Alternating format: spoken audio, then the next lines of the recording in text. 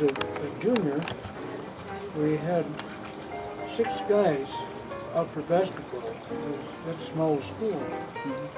So everybody get to play then? Everybody got to play, and the 2 cheerleaders, Mary Weishauer and Shirley Rigg, Shirley just passed away, and this was our coach, Tim Knutson. And we had a good team that year. We won a tournament up at Kings, I think it was, at Cherry Valley. And so they took a picture of the team. I didn't even know where this picture came from, except I knew what it was. These guys are all gone, mostly, except for me.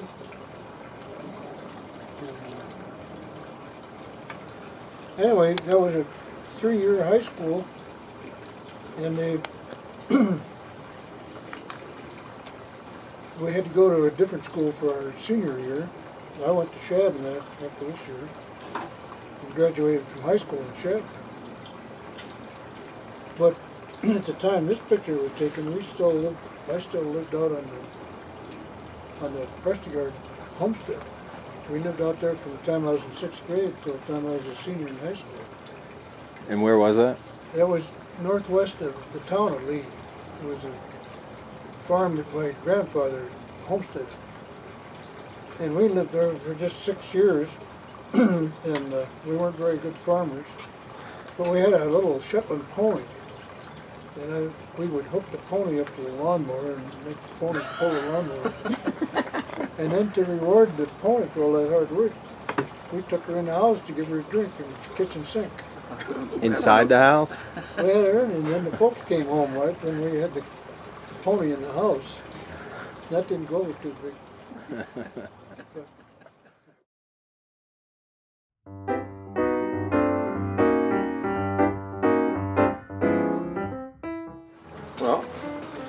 Well, we had a gravel pit just north of, about a mile north of that homestead.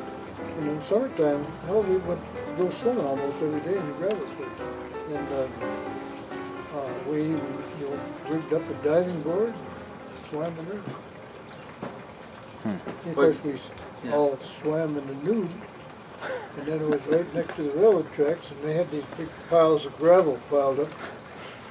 Whenever we saw the passenger train coming, we'd all run up and climb up on the top of that gravel pit with nothing on and wave at the passengers in it. I took Dee by this gravel pit when we were back there for the family reunion, and the gravel pit isn't there anymore. My buddy inherited it. He had it all bulldozed in, and just a creek that runs through that house, a whole bunch of trees.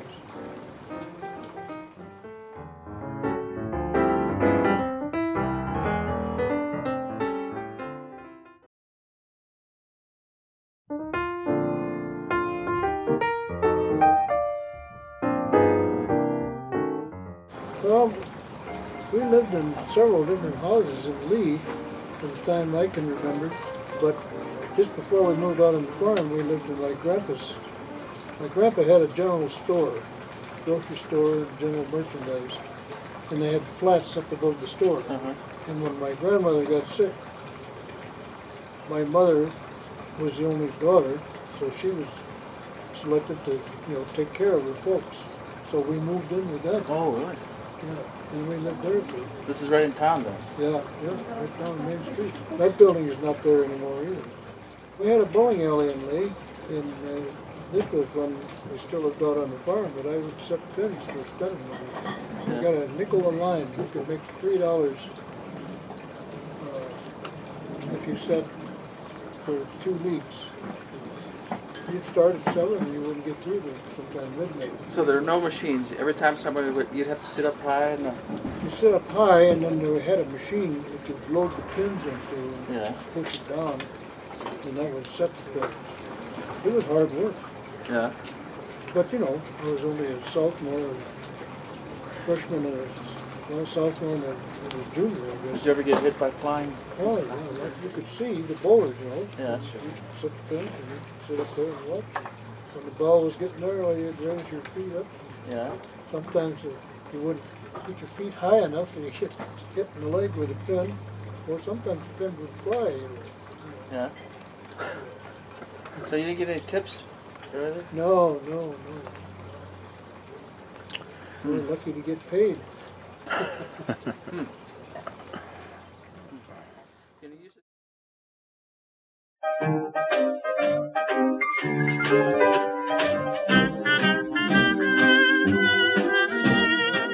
One band, one. They had a bank holiday. Roosevelt was president then, and the banks were failing, and they had a bank holiday, and they closed all the banks. And they only let banks that were solvent open. And the Lee was Lee State Bank. It was just a little bank, and they'd never opened. So your dad was out of a job? He was out of a job, and the bank was depression. So what did you have to do? Did you have to look for work then? Well, he looked for work. He worked for the guy that ran the elevator, and drove the truck for him, and stuff for a while. And then he worked for an insurance company, but that didn't work out. He wasn't making any money there. So then the brothers, my uncles, that owned the farm, thought it would be a good idea for us to move out to the farm, and they would furnish the capital and name the farm. I'm your pal, brother, can you spare a dime?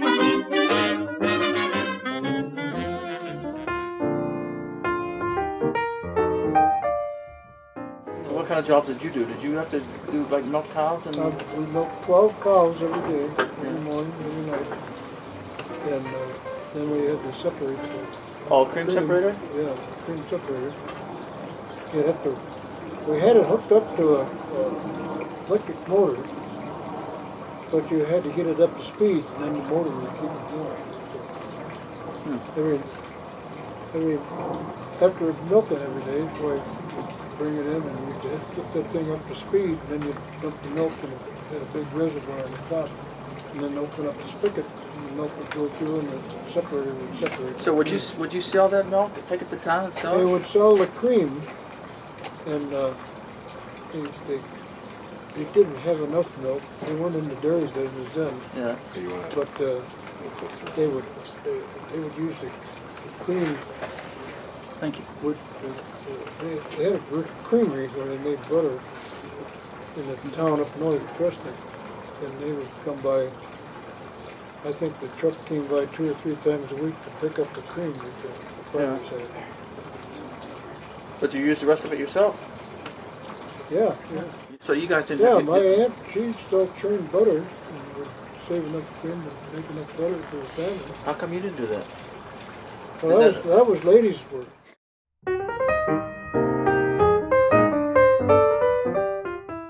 Here's a picture of you Yeah, in your Navy. Now what? that would be in they called me up on active duty in 1943, November 43, and they sent me to V12 because the flight schools were all full. So you knew you wanted to fly right off the bat and you qualified for that? Yeah. Ever since I was a kid. Yeah. So that's pretty good. But this is taken down in front of the school there. It looked like it. Yeah, it looks like the same Yeah. thing as the school here. And Shirley, who later became my wife, she was still teaching school there. So that's why I was there at school. Sounds a little bit suspect to me. And she took this picture, I think, and then somebody took a picture of her and they were good. Here, look. Here's a picture of Shirley. Yeah. Was she teaching math at the school? She was teaching bookkeeping Yeah. and typing and bookkeeping, and she also taught French. Oh, really? Yeah. This is a bookkeeping class. Yeah, I didn't take bookkeeping there. I took bookkeeping the next year when I was in Shab. Yeah. So was Shirley? Did she teach you in one of the classes then? Was Shirley? Yeah. Yeah, my junior year she was a teacher, yeah. For typing or? No, for French. French. Yeah. Oh, this is the first time I heard you took French. That's why I'm so fluent in French.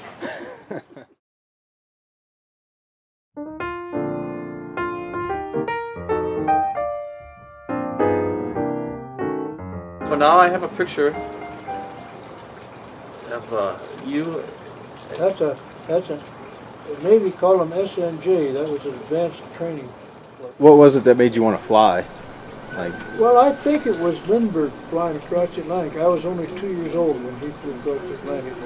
And I remember my brother and I used to sit in this one house we had. We had a big, long stairway. And I'd sit up at the top of the stair and pretend I was flying. My brother would sit down at the bottom. And he was a radio man, and we would talk back and forth, pretending we were flying. And I don't, that, you know, everybody was all praised about aviation right after Lindbergh. And I was too young to remember him flying, but that's my earliest recollection of What was that in 27?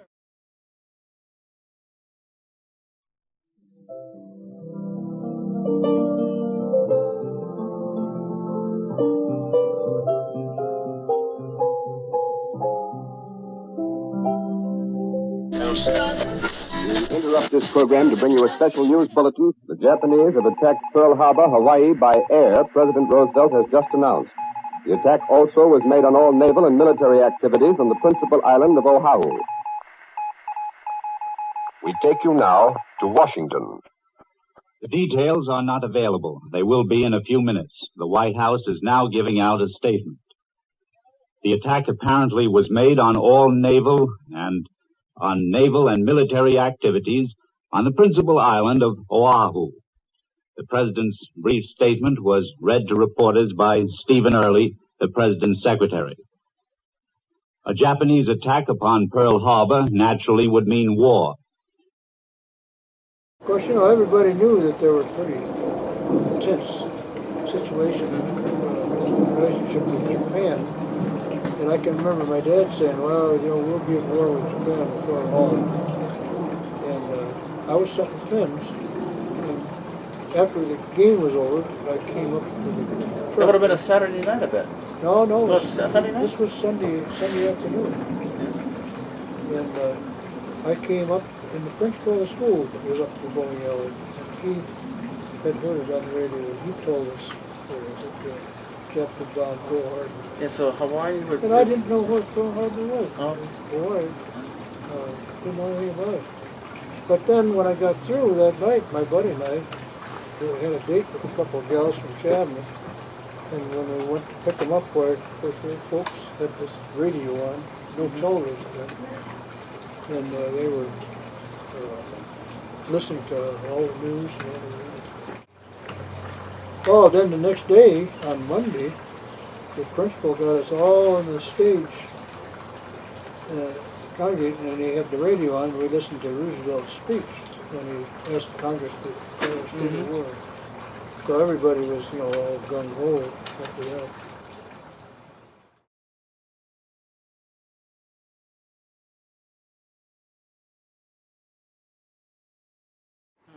So I have a picture here of you on what? Yeah, this is an AD Skyraider, and this was probably about 1947. And I was based in North. Well, I was based on the Roosevelt carrier, but the carrier was in dry dock. And this was a brand new airplane. This never saw service during the war. It did in the Korean War, but not in World War II. And what kind of plane again was it? It's an AD-1 Skyraider, built by Douglas. And they used this airplane exclusively, well, not exclusively, but it was really a workhorse during the Korean War. But I was out of the service by that time. Anyway, I'm standing on the wing, and this is my plane captain. I can't remember his name now, but he's just a little guy. And so Shirley took this picture with her Brownie. Well, there's another picture. Yeah, that's taken the same day. It looks like the similar angle. I got Shirley up on that same airplane. You can't see it here, but this airplane had my name on it. Oh, it did? Yeah. And it ended up down in the bottom of the Caribbean. When we finally got the ship got out of dry dock, we went on a shakedown cruise. And my roommate, there were two of us we had staterooms on the ship, the pilots did. And anyway, we didn't fly every day, and they would schedule it with the training flights. And so my roommate was scheduled to fly that day, and they assigned it to my airplane. And we would do practice dive bombing on the ship. Yeah. And when he dove, he forgot to put the mixture back in auto rich, or forgot to do something. Then the engine started backfiring, and the plane caught fire. The engine caught fire, and I could see this because we all go up topside to see the attack and watch the action. And we heard somebody say, you know, plane's on fire. And we could see him because he landed in the water alongside the ship. Did he get out okay? He got out. He got burned. Yeah. Fairly bad. You know, his face and his neck got burned real bad. And he, but they fished him out, and he survived. But the plane didn't. The plane sunk, and there went the plane. The only plane I ever had with my name on it.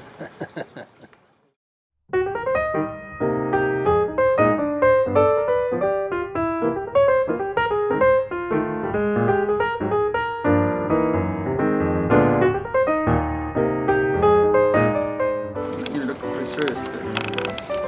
Well, that was a serious thing to get the picture taken.